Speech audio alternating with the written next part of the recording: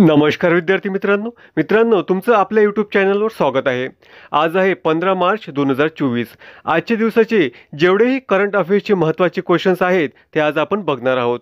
जर तुम्ही आपल्या चॅनलवर नवीन असाल तर चॅनलला लगेच सबस्क्राइब करून घ्या आणि सोबतच बेल आयकॉनची बटन प्रेस करा आणि व्हिडिओला लाईक आणि शेअर करायला विसरू नका।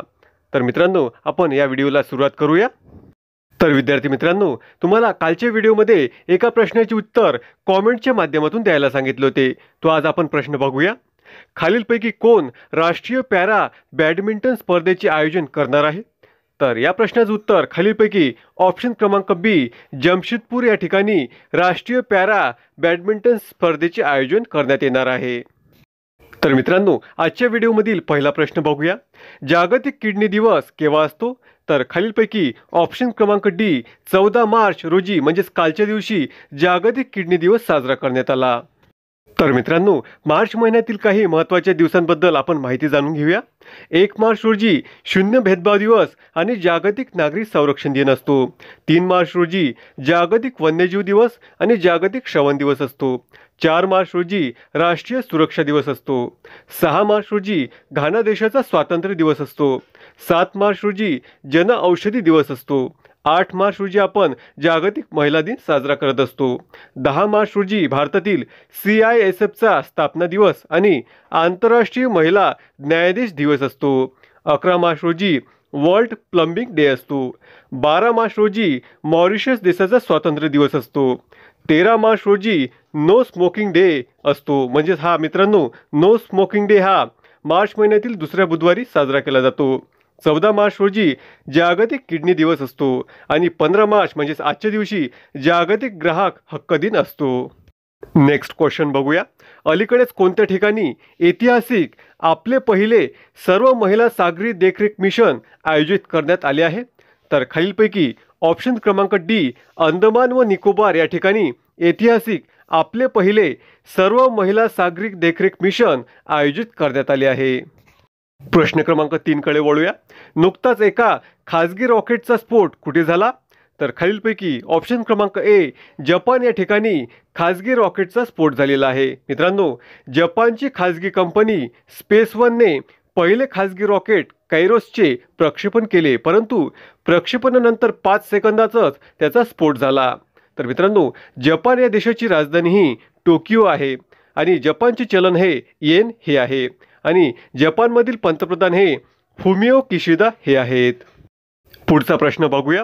अलीकडेच ब्रजेश कुमार सिंग यांची कोणत्या बँकेच्या कार्यकारी संचालकपदी नियुक्ती करण्यात आली?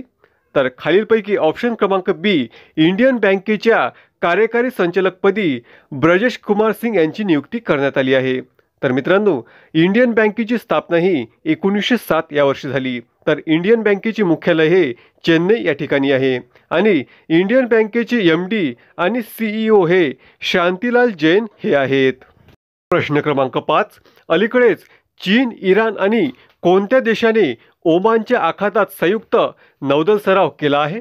तर खालीलपैकी ऑप्शन क्रमांक डी रशिया, चीन आणि इराण या देशांनी ओमानच्या आखातात संयुक्त नौदल सराव केलेला आहे।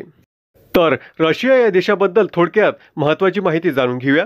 रशिया देशाची राजधानी ही मॉस्को ही आहे। रशिया देशाचे चलन हे रशियन रुबल हे आहे। रशिया या देशाचे राष्ट्रपती हे व्लादिमीर पुतिन हे आहेत। तर रशियाचे पंतप्रधान हे मिखाईल मिशुस्टिन हे आहेत। तर अलीकडेच रशियन अंतराळवीर ओलेग कोनेनेन्को यांनी 878 दिवस किंवा सुमारे 2.5 वर्षापेक्षा अधिक काळ अंतराळात राहून अंतराळात सर्वाधिक वेळ घालवण्याचा नवा जागतिक विक्रम केलेला आहे। 2024 मधील ब्रिक्स संमेलन हे रशिया या देशामध्ये होणार आहे। तर मित्रांनो भारताने रशियाकडून S-400 क्षेपणास्त्र खरेदी केलेले आहे। पुढचा प्रश्न अलीकडेच भारतातील पहिल्या ऑटोमोबाईल इन प्लांट रेल्वे सायडिंगचे उद्घाटन कुठे करण्यात आले आहे? तर खालीलपैकी ऑप्शन क्रमांक ए गुजरात या ठिकाणी भारतातील पहिल्या ऑटोमोबाईल इन प्लांट रेल्वे सायडिंगचे उद्घाटन करण्यात आले आहे। तर मित्रांनो गुजरात या राज्याबद्दल आपण थोडक्यात महत्त्वाची माहिती जाणून घेऊया। गुजरात राज्याची राजधानी ही गांधीनगर ही आहे। गुजरात राज्याचे मुख्यमंत्री हे भूपेंद्रभाई पटेल हे आहेत आणि तिथले राज्यपाल हे आचार्य देवव्रत हे आहेत। तर अलीकडेच राजकोटमधील सौराष्ट्र क्रिकेट असोसिएशन स्टेडियमचे नवीन नाव हे निरंजन शाह स्टेडियम असेल. गुजरातमधील फळ कच्ची खारेकला GI टॅग मिळालेला आहे. मित्रांनो, कच्ची खारेक हे एक प्रकारचं खजूर आहे.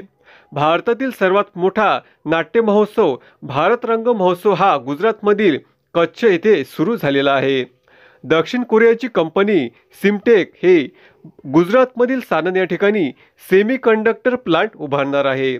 तर लास्ट पॉईंट, गुजरातने 2026 ते 2027 पर्यंत 500 अब्ज अमेरिकी डॉलर अर्थव्यवस्था बनवण्याचे उद्दिष्ट ठेवलेले आहे. पुढचा प्रश्न, नुकताच promising investor of the year हा पुरस्कार कोणाला मिळालेला आहे?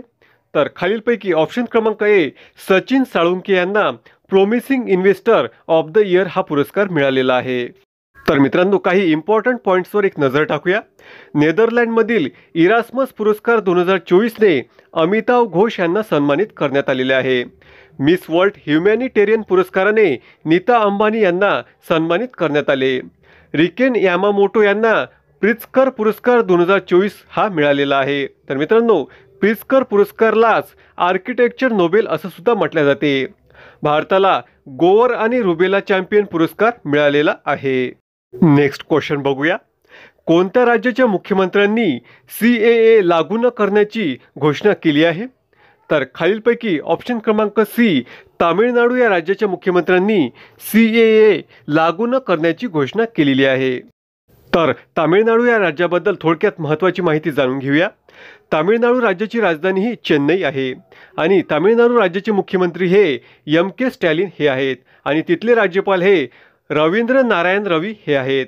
तर अलीकडेच तामिळनाडूच्या मुख्यमंत्र्यांनी निंगल नालामा योजना सुरू केलेली आहे. तामिळनाडूच्या मुख्यमंत्र्यांनी वन नेशन वन इलेक्शन आणि सीमांकन प्रक्रियेविरोधात ठराव मांडलेला आहे. त्रिपाठी या तामिळनाडूच्या पहिल्या आदिवासी महिला दिवाणी न्यायाधीश ठरलेल्या आहेत.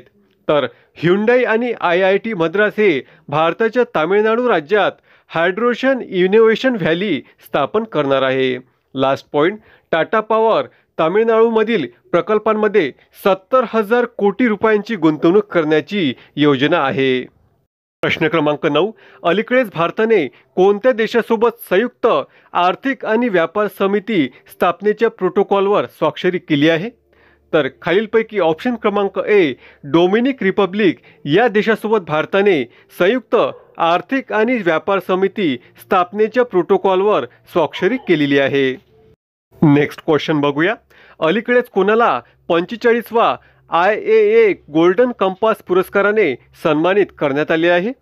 तर खालीलपैकी ऑप्शन क्रमांक बी, श्रीनिवासन स्वामी यांना 45व्या IAA गोल्डन कंपास पुरस्काराने सन्मानित करण्यात आले आहे. तर मित्रांनो, IAAचं पूर्ण रूप हे इंटरनॅशनल ॲडव्हर्टायझिंग असोसिएशन असं आहे. नेक्स्ट क्वेश्चन, केंद्रीय क्रीडा मंत्री अनुराग ठाकूर यांनी नुकतेच Khelo India rising talent identification म्हणजेच कीर्ती या कार्यक्रमाचे उद्घाटन कोणत्या ठिकाणी केले? तर खालीलपैकी ऑप्शन क्रमांक डी, चंदीगड या ठिकाणी अनुराग ठाकूर यांनी Khelo India rising talent identification म्हणजेच कीर्ती या कार्यक्रमाचे उद्घाटन केलेले आहे. नेक्स्ट क्वेश्चन, खालीलपैकी कोणी जनऔषधी केंद्र चालकांसाठी क्रेडिट सहाय्य योजना सुरू केली आहे? तर खालीलपैकी ऑप्शन क्रमांक सी, केंद्रीय मंत्री मनसुख मांडविया यांनी जनऔषधी केंद्र चालकांसाठी क्रेडिट सहाय्य योजना सुरू केलेली आहे. 13वा प्रश्नाकडे वळूया. SBIने त्याच्या ट्रान्झॅक्शन बँकिंग प्लॅटफॉर्मसाठी कोणासोबत भागीदारी केलेली आहे? तर खालीलपैकी ऑप्शन क्रमांक ए, ओरियन प्रो या कंपनीसोबत SBIने ट्रान्झॅक्शन बँकिंग प्लॅटफॉर्मसाठी भागीदारी केली आहे. पुढचा प्रश्न, अलीकडेच कोणी प्रादेशिक विमान सेवा फ्लाय 91चे उद्घाटन केले आहे? तर खालीलपैकी ऑप्शन क्रमांक डी, केंद्रीय मंत्री ज्योतिरादित्य सिंधिया यांनी प्रादेशिक विमान सेवा फ्लाय 91चे उद्घाटन केलेले आहे. तर ज्योतिरादित्य सिंधिया हे केंद्रीय नागरी विमान वाहतूक मंत्री आहेत. तर मित्रांनो, या व्हिडिओमधील आपला हा शेवटचा प्रश्न आहे. तुम्ही जर आतापर्यंत आपल्या चॅनलला सबस्क्राईब केलं नसेल तर चॅनलला लगेच सबस्क्राईब करून घ्या आणि सोबतच बेल आयकॉनची बटन प्रेस करा आणि व्हिडिओला लाईक आणि शेअर करायला विसरू नका. तर बघूया शेवटच्या प्रश्नाकडे. अलीकडेच कोणत्या विमानतळाला जागतिक स्तरावरील आगमनांसाठी सर्वश्रेष्ठ विमानतळाची मान्यता देण्यात आली आहे? तर मित्रांनो, या प्रश्नाचं उत्तर तुम्हाला कॉमेंटच्या माध्यमातून द्यायचं आहे. धन्यवाद मित्रांनो.